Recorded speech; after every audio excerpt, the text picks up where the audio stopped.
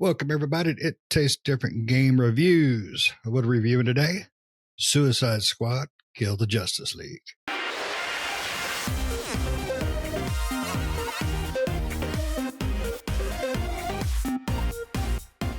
All right, Suicide Squad, Kill the Justice League, developed by Rocksteady Studios.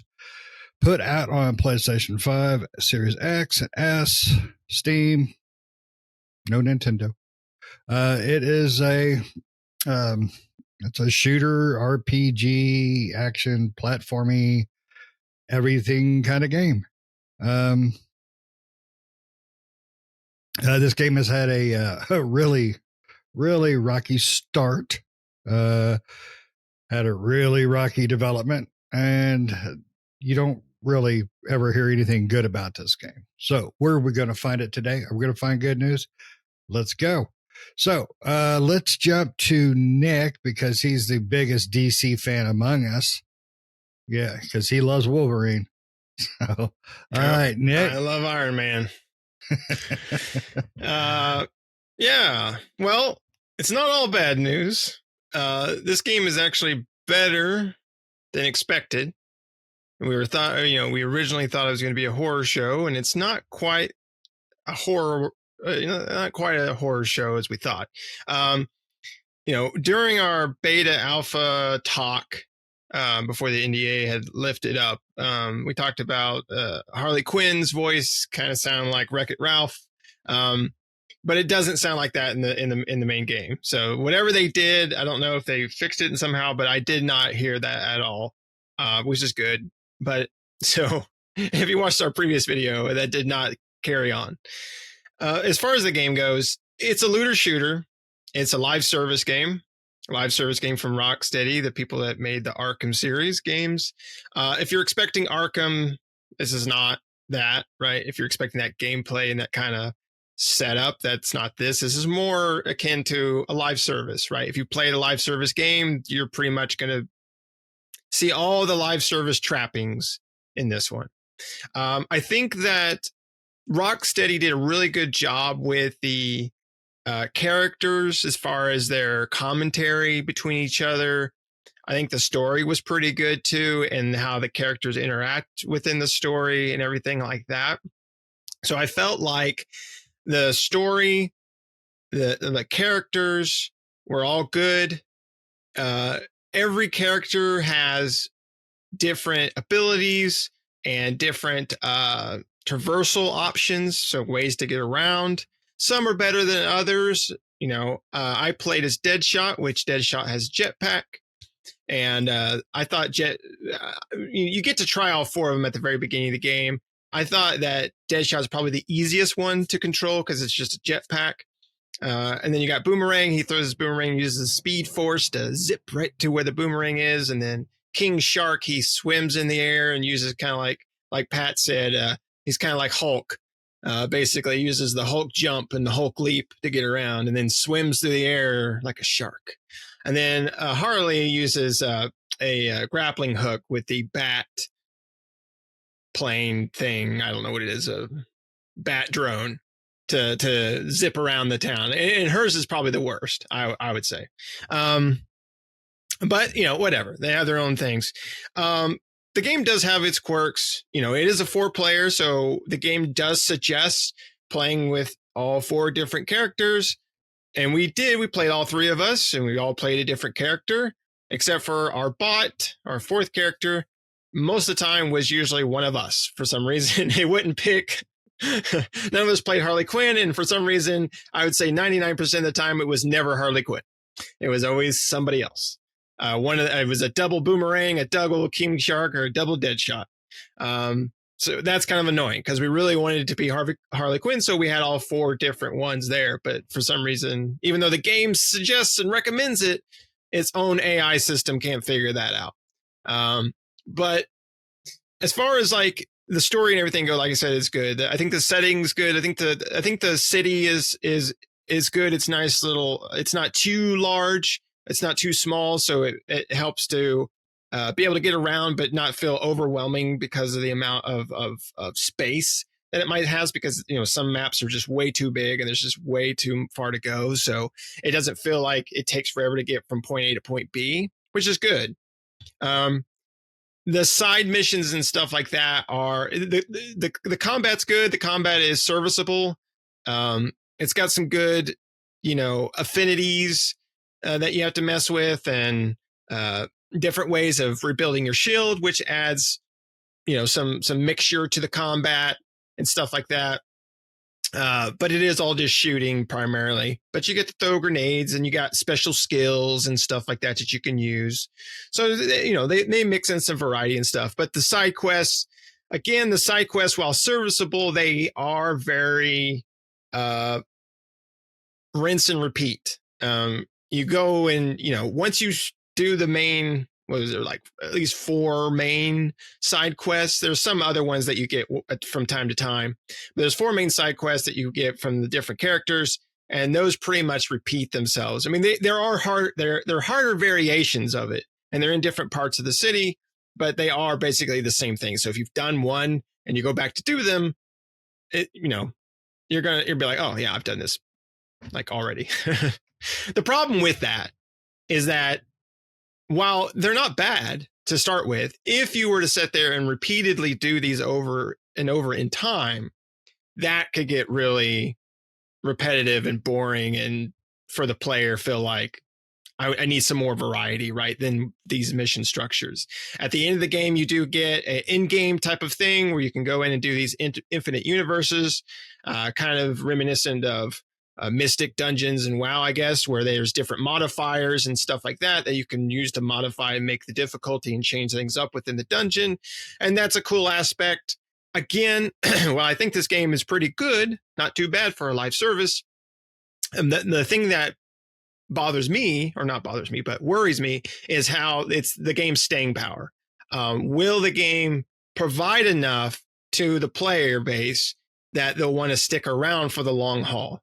And that's not really a problem for this game in particular. That's a problem for every live service game out there, right? They all run into that same wall where can they provide enough content for people to stick around in? And we just don't know that yet, right? They already do have a roadmap slated, but is what Rocksteady adds to the game going to keep people around long enough to continue playing it? That's yet to be seen. But again, it's not a horror show. It's not a horrible game. I think it's for the most part, it's pretty good. So especially co-op. I think playing by yourself, you'd probably be bored to tears, but playing with friends, it's a lot of fun. So Pat, what about you, bud? I thoroughly enjoyed it. I was worried about it. I didn't play the beta like you guys did, the alpha beta, whatever you want to call it.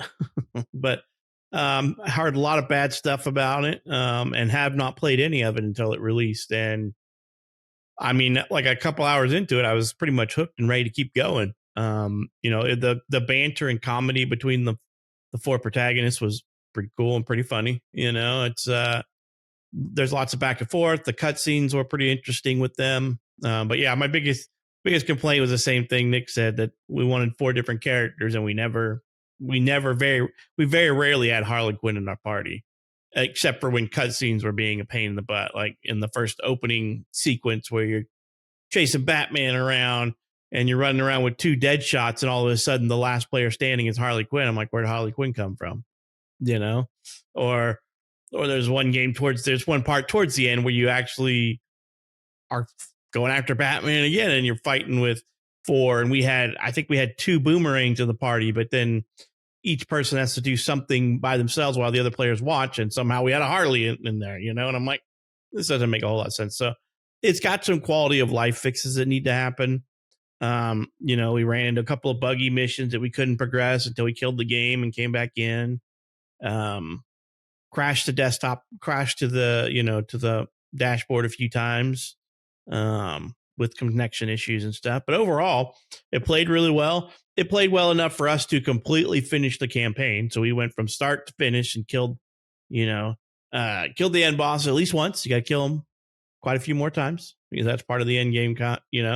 So you got to kill him, and it is a true looter shooter where you just go through, you get gear, and then you go to the next tier level of world and you get more gear, and then you go to the next tier and you get more gear, and it's always trading out gear and progressing.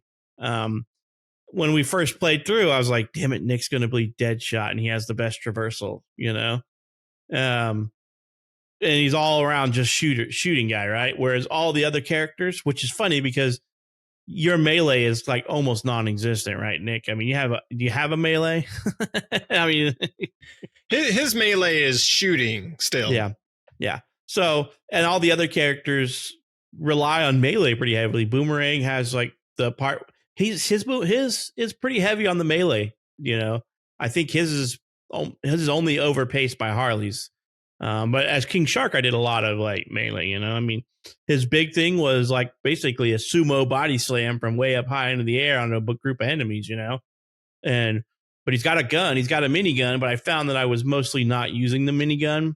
I was using it only to proc shield feeders, so I could basically beat him down enough to where if I hit him with a melee weapon, I could sap shields and absorb their shields. So things like that. I found that I was not using his machine gun very often. Only time I really use it a lot, I'll be honest with you, is in the boss fights, because you really aren't getting next to those guys in a boss fight. You're not getting next to the Justice League. You're not going to get close to the Flash or Superman or any of those guys. No Batman. They're just not going to let you near them. So there's not a whole lot of melee you're doing in those fights, which I do find a little detrimental to the game, to be honest with you, because my guy's not really he has the machine gun, right? The rotary machine gun, but for the most part, his play style favors melee, but I wasn't doing a whole lot of melee against any of them. So, and that part really sucked, which then we had to rely on Nick just to shoot them all down. So shoot them all to death. So, it's to me, it was a good live service game. I was prepared for the worst and then surprised after the first few hours. I'm like, I like this. I can keep playing this. I don't know if I could kill the end boss that many times, So, can I? I don't know. We didn't play much after we finished the campaign, So, and we killed, Brainiac. I don't know how many times I can kill him if I can make it through to the end to get towards the end of the end game content before DLC drops or whatever they're going to do. But, if we're comparing it to Destiny, it just doesn't have the player count to keep up with Destiny. I think the campaign against them by some of the bloggers out there are kind of hurting them, because it's not as bad as what is out there. It plays really well if you have a group of friends. IGN got butthurt because they didn't get any review copies, and so they basically toileted their game and said it's a 5. I don't believe it's a 5. I believe it's somewhere around the 7 range, maybe. If I had to give it a score, 7 to 8. I know it's trending pretty high on the Steam charts right now. The Steam, not the chart, not the player count. I think like 6,000 to 13,000 players in there at any given time. But the campaign's pretty short. We finished it in basically like 2 days worth of sitting. We played Friday night and we played a little bit on Saturday. A good chunk on Saturday, and then we played Sunday morning or in the afternoon, and we had it beat. So it's not that lengthy of a game. And it was full price, right? I can't remember, but I was pretty sure it was full price game, and it didn't have the amount of gameplay I would think that it needed to have. But I thought it was pretty good. Yeah, I was a little leery because when I did the thing, when you play the game, you get to play each of the characters once in the tutorial. And I was like, oh my God, I don't know how I'm going to get through this traversal thing with some of these characters if I'm stuck with them. And I was like, what's Shane going to play? I hope he doesn't want to play King Shark, because he's the next easiest in my opinion. And because I absolutely hated Boomerang's fast travel traversal and not fast travel, traversal. And I loathed Harley Quinn's traversal. It was really bad. I didn't like her play style. I didn't like her play style at all. So, but to me, it was a good game. It's worth the money. And I think it'll stay in our little repertoire of, hey, we're bored. You guys want to play a co-op game? Maybe get in and try to progress through the more storylines and see how far we can get through the multi-universes there to see if we can kill 13 total Brainiacs. I don't know if I can do that. I don't know if I have that in me, but I don't know. Shane, what do you think, man? Was it an egg for you, or was it a good game? It was a surprise. Um, After playing the beta, alpha, beta, whatever the hell they wanted to call it, which was just a month or so ago, it really gave me a lot of reservations. Now, granted, you're not going to get a full aspect of game and story and all that. One thing me and Nick did say from the alpha, beta, alpha, whatever the hell it's called, was the writing we felt was probably going to be good. Carry it. And after playing the game, it's definitely a well written game. It's definitely a well voiced game. Now, some of the characters, uh, you really feel that they were borrowed, as far as personalities. King Shark felt very much like Drax, listening to some of the dialogue, the way he spoke, and things like that. Now, not completely, but you definitely got a Draxy feel from it. And the story of the Arkham games, I've always loved. The writing and the combat, I've always loved of the Arkham games. This one doesn't carry over the things that I love. That's my biggest problem. Is it's not an Arkham game. It's not a Batman combat type game. It's a completely different combat type game. But it works well for the most part, except for Harley. I think she was the weakest character out of all of them. Far as just the way her combat worked, her traversal worked, because traversal is like a very seminal part of your game experience, how you get from A to B. And what was funny is I was telling Pat, God, we were like an hour from beating the game. Like, hey Pat, I just realized if I hit L, my left trigger, I got a whole secondary jump thing up in the air there. So, I got another quarter mile out of my traversal. The entire time I didn't use it. And it's like, well, damn. That's why you were sucking at the Joker trophies. Yeah. The Joker riddles. The Joker ones, yeah.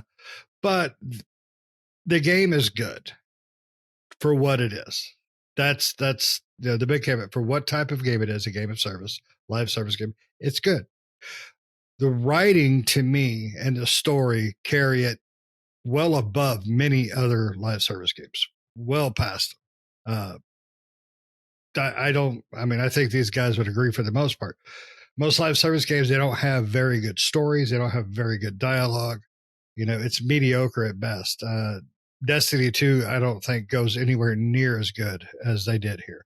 Rocksteady did a fantastic job there. Sorry, Pat, but I think the story and everything is more accessible than Destiny. The player count would disagree. Oh, no. The player, well, that's because it came out many years ago, not to mention the fact they didn't have a hate campaign on them either.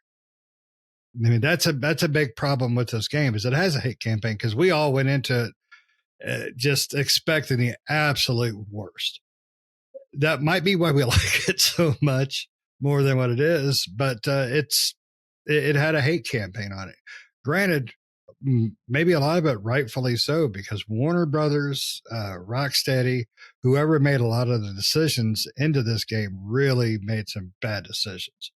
That's why the game kept getting delayed. That's why the game got pushed. That's why the game got revamped. But Rocksteady, I don't think they fully saved the game, but I think they did an amazing job with what they had. I think higher ups wanted a game of service game to try to milk, and Rocksteady got thrown under the live service bus. So, but I think they did a fantastic job for what they've done. And just as a heads up, the Penguin is a just worthless character in the game. I bought nothing from him because nothing he had was worth a crap. Now, in-game stuff, he might have better gear, but every time we go back to our main base, I don't want to say what it is because I don't give it away. I was like, all right, he's going to have something this time. He's got to have something this time. He ain't got crap but a busted bottle on his face. So, but the game is good, not great. The game for what it is is much better than you would expect. It's a great cooperative game with your friends. It just is. And I chose Captain Boomerang because I liked his traversal better than everybody else's. Because it was his traversal is really easy, especially when you remember the left trigger. That makes it easier. So, but that's why I chose Captain Boomerang, and he's more of a. I think he would probably be your middleman when it comes to the combat. Deadshot is, well, he's Deadshot. He's the gun guy, plain and simple. King Shark, I mean, he's your Hulk of the group. He's your crusher. And then, Harley Quinn is just, butt candy. She's pretty much worthless. I didn't like practicing with her. So I chose Boomerang because he was like right in the middle. He had nice melee combat. And only problem I have with his gun game is I couldn't get anything other than shotgun, sniper rifle, or SMG. I didn't get any assault rifles, no pistols, no nothing. Just those 3 items. Granted, I enjoyed them, but it's still been nice to have those other options. But I enjoyed the game, so I definitely was not disappointed as I was expecting. Like, there goes $70 down the drain to the Ninja Turtles. Yeah, I just wish it wasn't a live service game. Truthfully, I wish it was like it's fine if they want to make a co-op game. I wish it was a 4-player co-op. Mm-hmm. I know Warner Brothers wants them to do live service part, and that's why it is what it is. But they could have done the same thing, and I think Rocksteady tried to do the same thing of making it. They have the live service trappings, but at the same time try to develop a story-driven 4-player cooperative game, and then kind of stuck live service trappings around that, which is good because usually it's the other way around, right? Usually it's live service trappings and then there's a game in there somewhere. And it seemed like Rocksteady did the opposite in this one. They made the game and then they put live service, trappings all around, but you can see the live service stuff there. And the problem I have with that type of stuff is, again, the longevity. While this game isn't that bad, the player count, especially on Steam, is not that high compared to most live services games. And with the addition, and again, they have a roadmap out there, but with the next free DLC, it is free, coming out, which is Joker. Right now, the only thing in the store, so they do have a store. The only thing in the store currently at the time that we're reviewing this was they had costumes and emotes that were sitting out in the store that you could buy, and not very good costumes either. So right now there really wasn't anything worth a dang to spend your hard-earned bucks on. But again, with the first DLC that's coming out that's free, that's Joker as a playable character, that you'll be able to level up and play as and stuff like that. He looks like crap, though. Just a heads up. Yeah, his character design looks absolutely stank. It looked like a stanky. Yeah, I'm not a big fan of it. I don't think a lot of people are either. But whatever. To each their own. Everyone likes their own Jokers. But it just depends on what they add, right? If the first DLC for the game that they're going to add into this, and I think it's coming out fairly soonish. I think they're calling it season 1. It'll be DLC, but the Joker will come with season do they 1. say what exactly? Like Marchish? Do they say what exactly is in season 1 besides the Joker? I don't think so. Because I don't remember seeing anything like that either. Just the Joker, but Well, right here it says March 2024. But it doesn't really, at least this article I see, doesn't give a whole lot except for the Joker info. So they have to come out with more than just, hey, here's a really shit version of Joker. Right. Like it. So. I mean, if they come out and season 1 is like a battle pass and a playable character, bye-bye. Then you might as well just say, well, it was nice knowing you, Suicide Squad. Because the thing is like everyone knows live service games, right? We all know this. Okay. This is not new. You have to constantly come out with the content, not characters, not like additional skins and crap. You've got to pour content out the door. Otherwise you will lose people like they're going out of style, right? I mean, you just can't keep people around, right? They'll find other things to do. You've really got to pour content into that game like it's like you tipped over the candy bucket and the candy never stops pouring type of thing, right? You've got to constantly, and that's the thing that sucks, I think, especially for a developer, is just think about this. Until Suicide Squad either takes off or dies out, Rocksteady ain't making any other games. This is all they're doing for the foreseeable future. So if you're hoping for like a new Arkham game or something new from Rocksteady, more than likely you ain't going to get it. I mean, when was the last time Bungie made something new, right? I mean, they just do Destiny 2. They talked about working on a new Marathon or a remake of Marathon or something like that, right? But we haven't heard anything from that since then, since they got acquired from Sony. So and that's the thing that sucks about live service games. It's one of the aspects that sucks about it is the development team is usually stuck on making crap for that till the end of time. Well, So, remember according to their Warner roadmap, Brothers. Oh, go ahead, Pat. I'll say according to their roadmap, they're supposed to have a new environment. Every season will have a new playable character. In this season 1, there's supposed to be new boss fights and new enemy variants, as well as new themed weapons and gear, more Riddler content, and new activities, plus 2 additional episodes, whatever that is. So they seem like they have a lot coming out in March, but that's like a whole month away, right, from when the game released. And we've already beat it. I mean, it's like a 12 to 13 hour if you like bum rush. And we did a lot of side content, a lot of just screwing around. And the thing I have kind of loathed doing and haven't really did a whole lot of is all the Joker content, right? The Joker. I said that multiple times. The Riddler content. I'm surprised nobody corrected me in that one, but yeah, the Riddler content. I just let it slide. Yeah. So I'm surprised Shane let it slide, but yeah, the Riddler content, so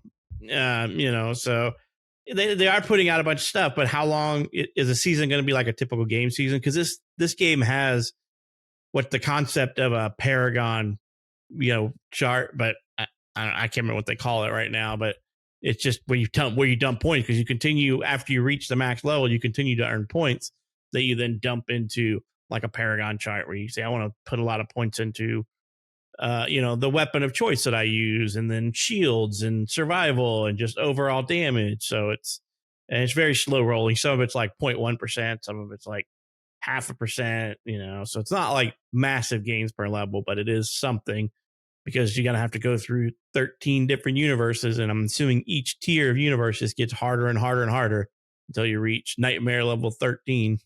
So I wonder what they're going to do with the new characters, right? Because the problem I see with releasing a new character each season is the people that are going to continue playing are the people that are already playing. It more likely than not, right? You might have some new people come in here and there, but most of the people. So like, if they release the Joker, can I trade out Deadshot for the Joker and be the level I'm at with Deadshot, or play the Joker starting at cap? Not starting at the start of Paragon, or do I have to start from level 1 and level it all the way up? I mean, you have to start the level, because if you can swap characters now, and they're just. I know. I'm just saying, like, if I'm playing Deadshot and Joker comes out and I'm like, man, I really want to play Joker, but I spent all this time working on Deadshot, I'm going to be like, well, I'd love to play Joker. I might check him out, but I'm probably not going to switch to him because I spent like 20, 30, however many hours, especially if you play the mutated dungeons and stuff before the DLC comes out. You spend tons of hours putting into a character only to have to change characters and start playing something else. Not to say you couldn't have both characters. I'm just saying, like, I don't know if it would sway people to play something different if they have to start all over again. Yeah, that's kind of one of the big problems with Diablo, right? That's for the people, Diablo 4 with the seasons is one thing that people still argue about having to do with the seasons, is having to start over. Well, that's just ridiculous. Before we go, Warner Brothers' track record for live service games isn't the best. Remember Multiverses?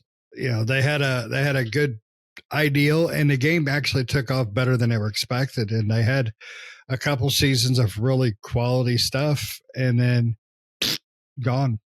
They I just think it's supposed to be re-released. they stopped putting out content. Are they? Because that would be.